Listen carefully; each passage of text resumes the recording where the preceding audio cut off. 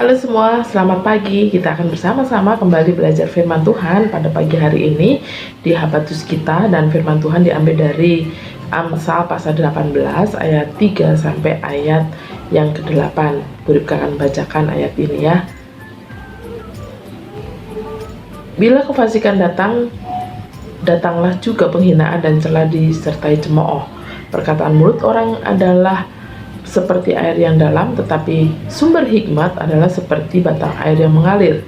Tidak baik berpihak pada orang fasik dengan menolak orang benar dalam pengadilan. Bibir orang bebal menimbulkan perbantahan dan mulutnya berseru meminta pukulan.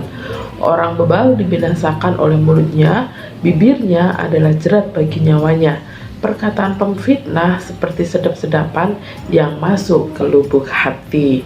Nah, di sini Burika mau tanya nih ke adik-adik ya, siapa yang di sini senang hidup sendirian?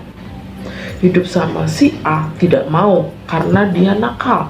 Hidup sama si B tidak mau karena dia pelit.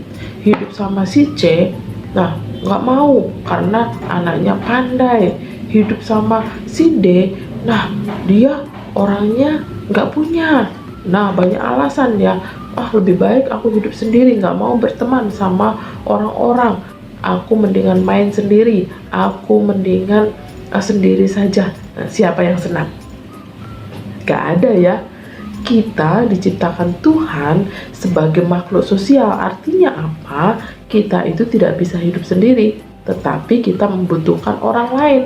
Orang lain yang bisa menolong kita, orang lain yang bisa membantu kita, orang lain yang bisa menegur kita, orang lain yang bisa mengingatkan kita, dan masih banyak lagi.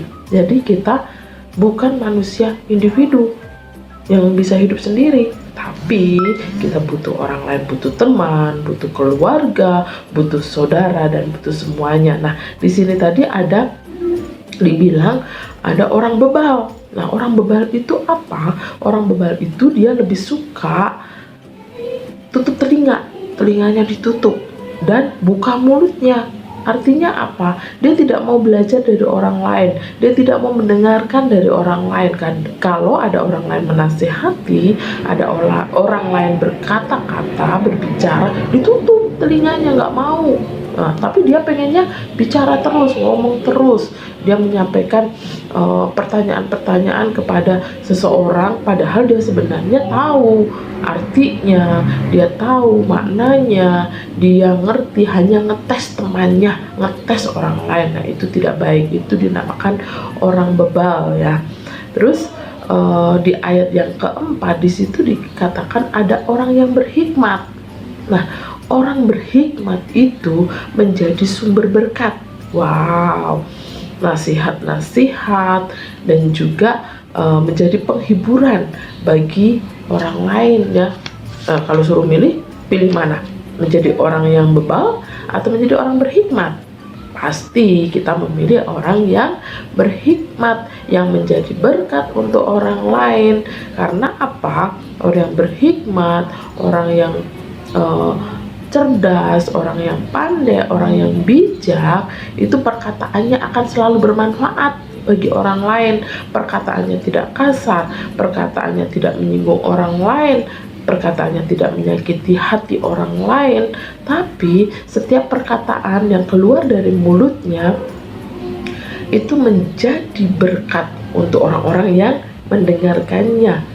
Orang yang mendengarkannya senang, orang yang mendengarkannya dikuatkan, orang yang mendengarkannya dihiburkan. Nah, itulah yang harus terjadi dalam kehidupan kita.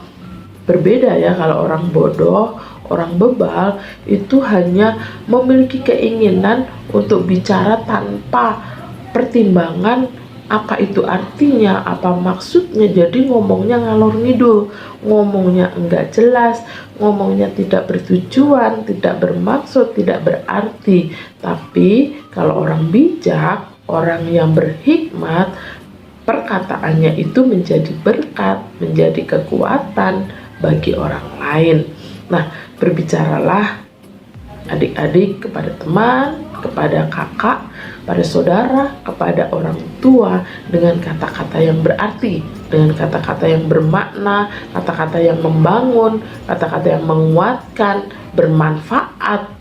Nah, itu yang harus kita alami, itu yang harus terjadi dalam kehidupan kita. Jangan menggunakan kata-kata yang meremehkan, yang meresahkan, membuat takut, membuat orang nggak bersemangat, membuat orang marah. Jangan sampai, tapi kita harus berhikmat dengan hikmat Tuhan, dengan pimpinan Tuhan. Kita menjadi anak-anak Tuhan yang berhikmat dalam perkataan kita. Amin. Yuk kita berdoa.